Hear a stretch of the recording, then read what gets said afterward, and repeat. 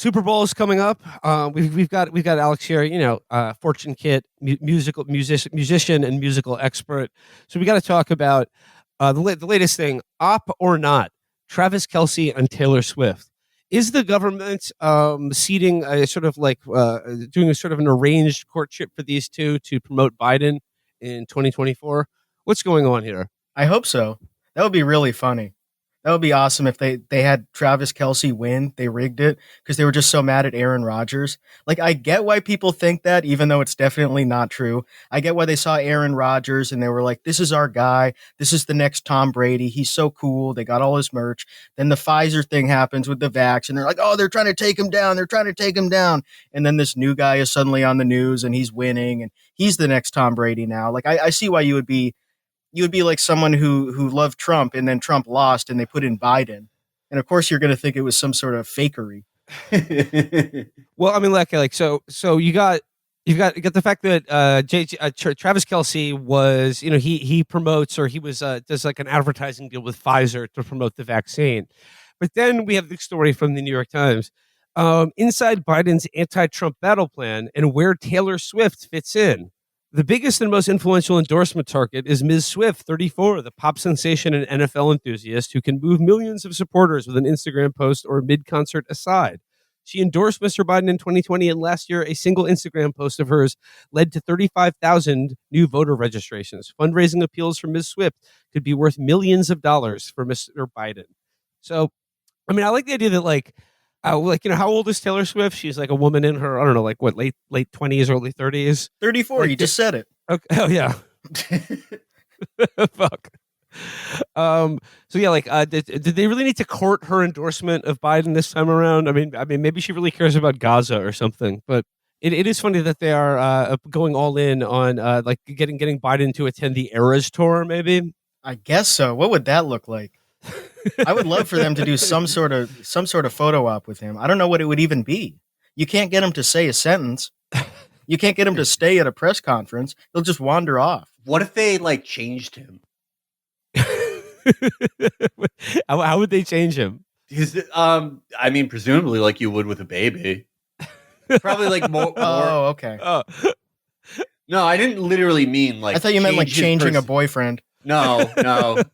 We're far past that. Don't elect him and think you can change him. This one has been annoying because it really sucks that like all the conservatives learned the phrase psyop because they just think that's like everything.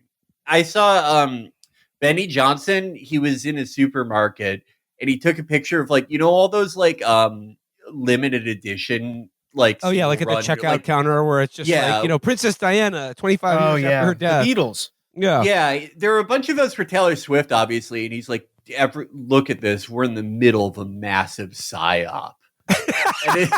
Did you just find out about her? Yeah, it came out when I was in middle school. But she's never, and this was weird about it because I feel like, wasn't it just a few years ago when Taylor Swift was being upheld as some sort of Aryan princess by sort of like the alt-right elements of as being this sort of avatar of I don't know, Ava Braun like femininity? But yeah, there was this invented conflict between her and I guess Beyonce and Nicki Minaj.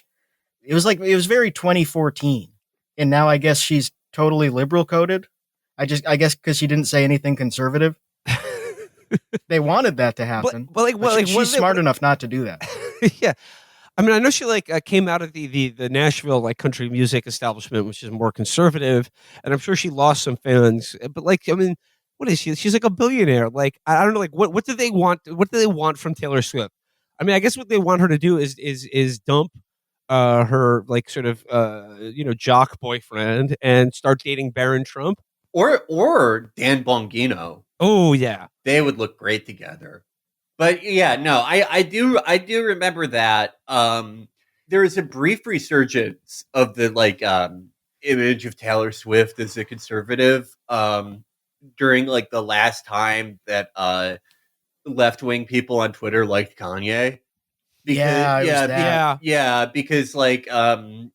Kanye had some song on one of his more mentally ill albums where he's like, I fucked Taylor Swift in the butt, yippee, or something. Yeah, he had a fake statue of her naked in bed with him. Yeah. Just very thirsty and lame. I feel like me and Taylor might still have sex. Why? I made that bitch famous. Yeah, and so Kim put out apparently I barely remember this, but I think it was that Kanye and Kim tried to make it seem like Taylor Swift agreed to it in advance, but it turned out she didn't.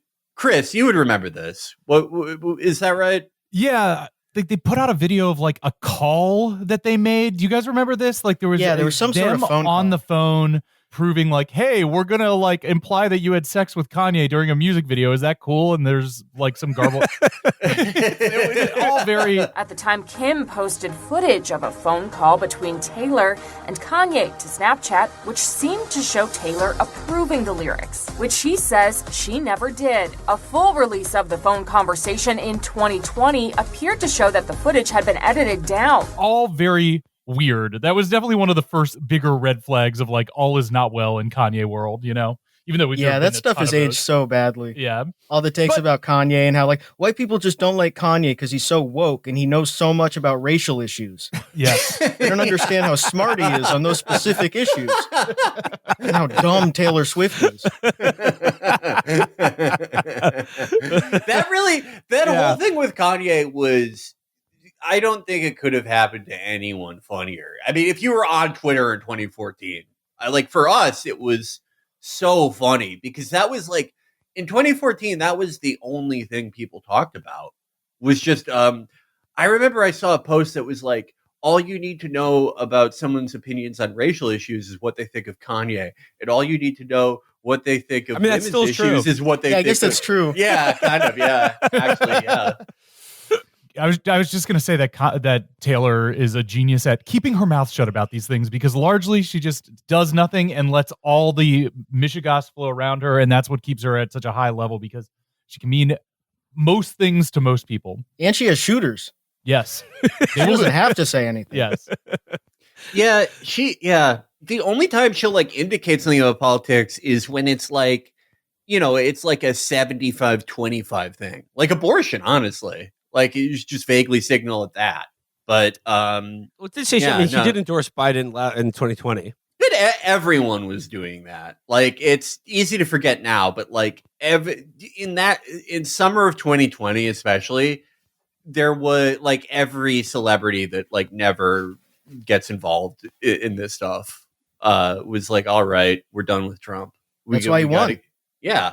And I mean, Alex, do you remember the I think I've talked about this on the show before, but when the day when Kanye endorsed Trump, someone tweeted very solemnly, "Wake up, Mr. West." Jesus Christ. I'm trying to remember who that was. It was someone funny. He's been crazy forever. Yeah. It's just because when you watch football games on TV, the TV networks say cut away to Taylor Swift every time she's at a Chief game, which is basically every game this season, and I think that makes a certain kind of guy so mad. But the thing about Travis Kelce that you got to remember is that he wasn't good at football until he got the Pfizer vaccine. It made him into a beast out there. And I think that's what they're mad about. They're mad about the evidence that the Pfizer vaccine turns you into a football god. It either makes your heart stronger or it kills it if you're a pussy. Yeah, exactly. But if you're not a pussy, it makes your heart even stronger. It's like working out. Some guys, they work out and they'll just have a heart attack. But some people, it'll make them stronger if they have the constitution. That's very true.